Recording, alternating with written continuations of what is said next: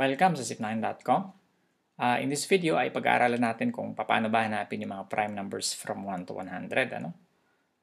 But before kayo ma-excite, kung ano yung gagawin natin, siguro i-recall muna natin para sa ating mga ibang nanonood yung kung ano ba yung prime numbers at saka composite numbers. Ang prime numbers ay sila yung mga numbers na only divisible by 1 and itself. For example, 5 is a prime number dahil wala ka nang ibang pwedeng i-divide sa 5 kundi 1 and 5. However, yung 16 is not a prime number because aside from 1 and 16, ay pwedeng mag-divide pa ng ibang numbers. For example, pwedeng 2, pwedeng 4, at pwedeng 8. So, pag meron pa ibang divisors or factors aside from 1 and a certain number, yun ay tinatawag natin na composite numbers. So, another example ng prime number ay 17. Wala ka nang pwedeng i-divide dyan kundi 1 and 17. And another example of a composite number is 45. Ang 45 ay pwede mong i-divide sa 1, sa 3, what else? 5, 15, no? And of course, 45, 1, 3, 5, 15, 45. Okay, so marami siyang divisor. Okay, so simulan na natin yung paghahanap systematically ng mga prime numbers. Ang tawag pala sa proseso na ito ay tinatawag natin na sieve of Eratosthenes, yung gagawin natin na susunod na proseso. So first is, siguro magsimula tayo sa pinakamababang number. Ang 1 ba? Prime number ba siya? Okay. Well, ang 1 ay isang special na number. Hindi siya prime at the same time, hindi siya composite numbers. Kung itatanong niyo bakit, ito ay napag-agrihan ng mga mathematicians. For some reasons, hindi ko na siya i-discuss kasi medyo malayo na siya sa topic na to. Siguro, in another topic. Next, ang susunod ay 2. Ang 2 ba ay prime number? Yes, it is a prime number.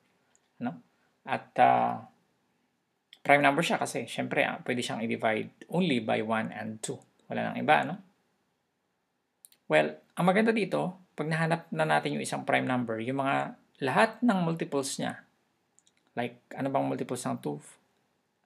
4, 6, 8, 10, 12, 14, ay, lahat yan hindi na prime. Bakit? For example, ang 4. Ang 4, hindi na lang siya, ang 4, hindi na lang 1 and 4 ang factor niya, kasama na yung 2, di ba? 1, 2, and 4, 6, for example, kasama na rin yung 2 rito kasi even number siya. So, 1, 2, and of course, 3 kasama, 6. So, as you can see, lahat ng even numbers, kasama na yung 2. So, hindi na lang yung 1 and the even number, but also kasama na rin yung 2. So, automatic, hindi na sila prime numbers dahil meron na silang ibang divisor aside from themselves and 1. Kasama na yung 2. Okay, so that, I guess that lessens the burden of finding the prime numbers. Kasi lahat ng even numbers ay hindi sila prime numbers aside from 2. Siguro nakikita nyo na that 2 is the only even number na prime. Wala nang iba. So, lahat yan. Okay? Next. 3. Yes, 3 is a prime number dahil only divisible by 1 and 3. Next, hanapin natin yung mga lahat ng multiples of 3. 3, 6, 9, 12, 15, 18, 21, 24, 27, 30, 33, 36, 39, what else? 42, 45, 48, 51, 54, 57, 60, 63, 66, 69, 72, 75, 78, 81, what else? Sana wala akong na-miss. 84, 87, 90, of course. Plus 3 is 90, and then 93, 96, and 99. Okay? Next, 5. 5 is a prime number, of course.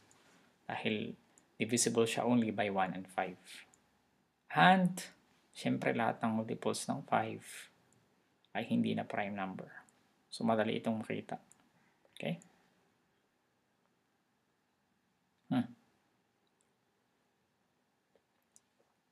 Okay.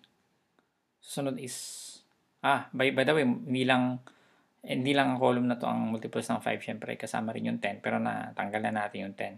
Multiples of 10 kasi even numbers sila lahat, ano? So, hindi na natin kailangan problemahin. Next is 7. Then, lahat ng multiples ng 7, 7, 14, 21, 28, and then 35, 42, plus 7, 49. No? And then, plus 7 is 56, plus 7 is 63, 70, and then 77, and then 84, and then 91, ano? And then plus 7 is 98. Next, 11 na tayo kasi na-test na natin yung bakit hindi na natin kailangan i-test yung 8 kasi na-eliminate na siya, no? Lahat ng multiples ng 8 ay multiples din ng 2, so therefore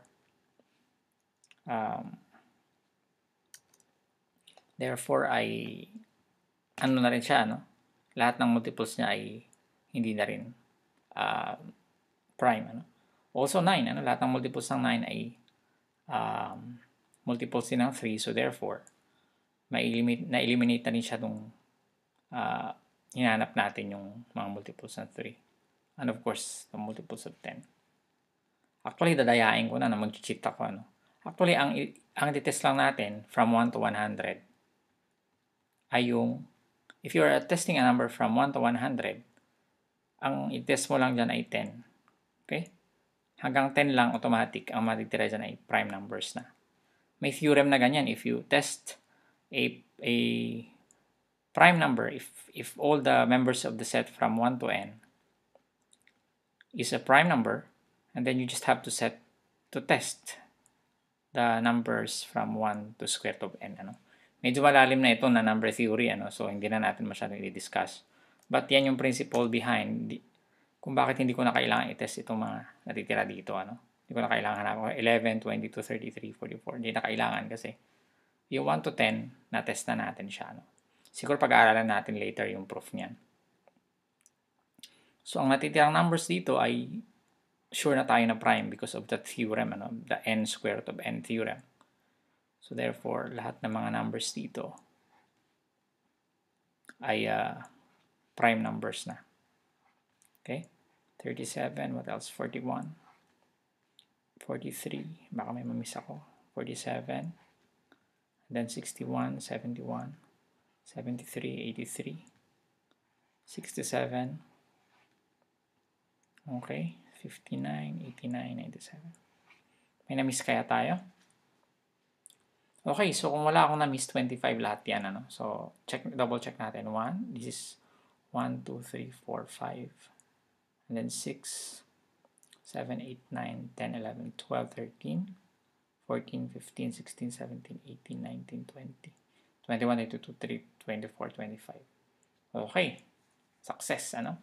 So, yan yung mga prime numbers below 100. Na yung sieve of Eratosthenes, pwede nyo yan gamitin hanggang saan yung kaya nyo, ano? Para pwede nyo gamitin ng 1 to 1,000, ano? Pwede nyo gamitin yan, yung sieve of Eratosthenes. And I think, yung algorithm na ito, yung proseso na ito, ay kung marunong kayo ng konting programmer like C language or Pascal, pwede nyo i-test siguro ito. Isang problem yan, for example, 1 to n, find all the prime numbers from 1 to n. So that I think that's a very good problem in programming. Ano.